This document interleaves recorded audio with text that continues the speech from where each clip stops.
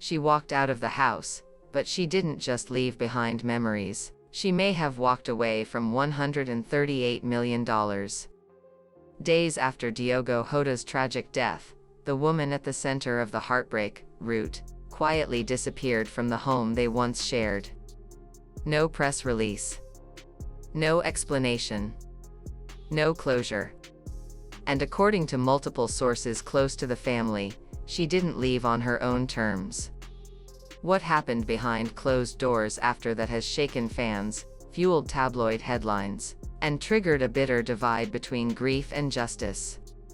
Because not only did Ruth admit to something that may have contributed to Diogo's death, Jota's parents responded in a way no one saw coming. They shut everything down. Every file, every contract, every dollar tied to his name. And they made it very clear, Ruth would not be receiving a single cent. It all began with a whispered report. Ruth had left the Jota residence in silence.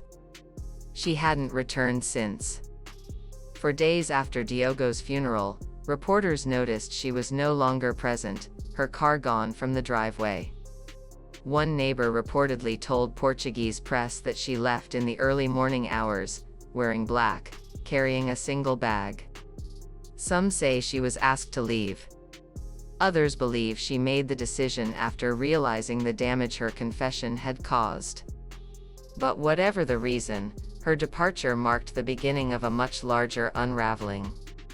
Within 48 hours of her disappearance, Diogo's parents made a stunning legal move.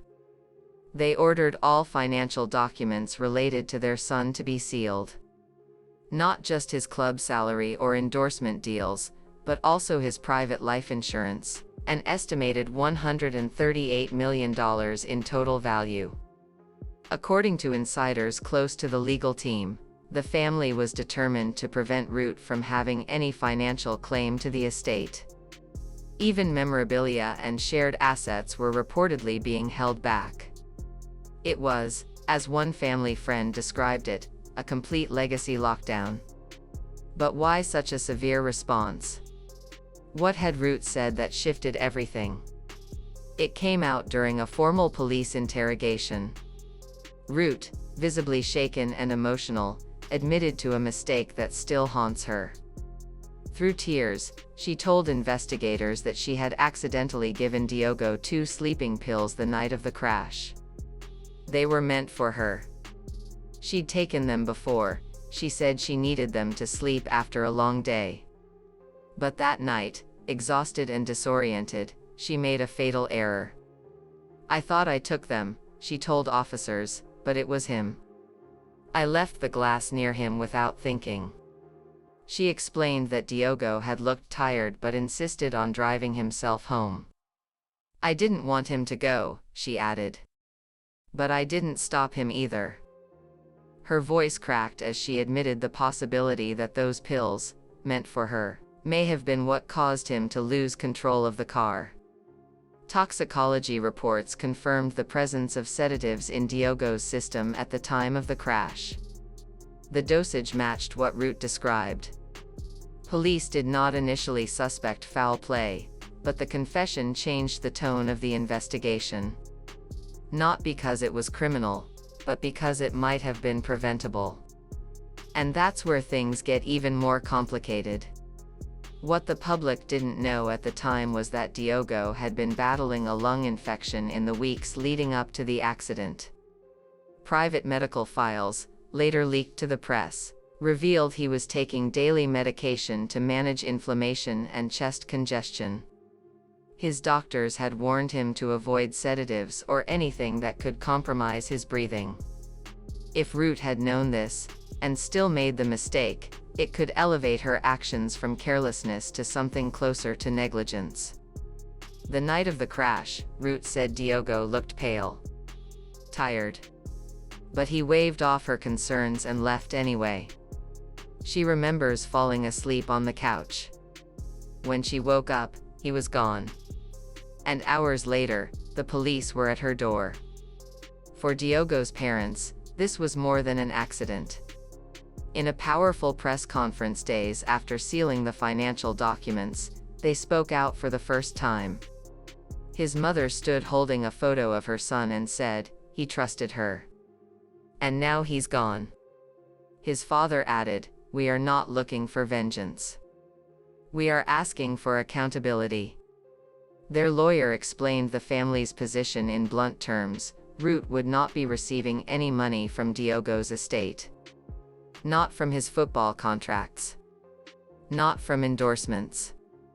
Not even from life insurance.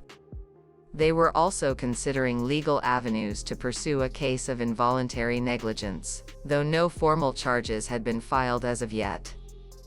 Public opinion was split. Some believed Root was just a grieving partner who made a tragic mistake. Others accused her of being careless, even reckless, with Diogo's life. Online forums lit up with arguments. Some fans even speculated whether Root's story added up, questioning how someone could accidentally give the wrong pills to a professional athlete known to be on strict medication. In the days that followed the press conference, more details emerged about the extent of the insurance lockdown. Not only were financial records sealed, but access to Diogo's personal belongings was also restricted. Jerseys, medals, even photos, they were being treated as estate assets, not shared memories. It became clear that the Jota family was drawing a hard line. They were not simply mourning. They were protecting what remained of their son's legacy. Root, meanwhile, has gone completely silent. She hasn't spoken to reporters. She hasn't challenged the decision. She hasn't posted on social media. Some claim she left the country. Others believe she's hiding out with close friends. But as of now, she's disappeared from the public eye, and from Diogo's story. And yet, the questions remain. Was this truly an accident? A split-second mistake made under emotional fatigue? Or was it a moment of carelessness that cost a life and shattered a family? Can grief and guilt coexist with responsibility?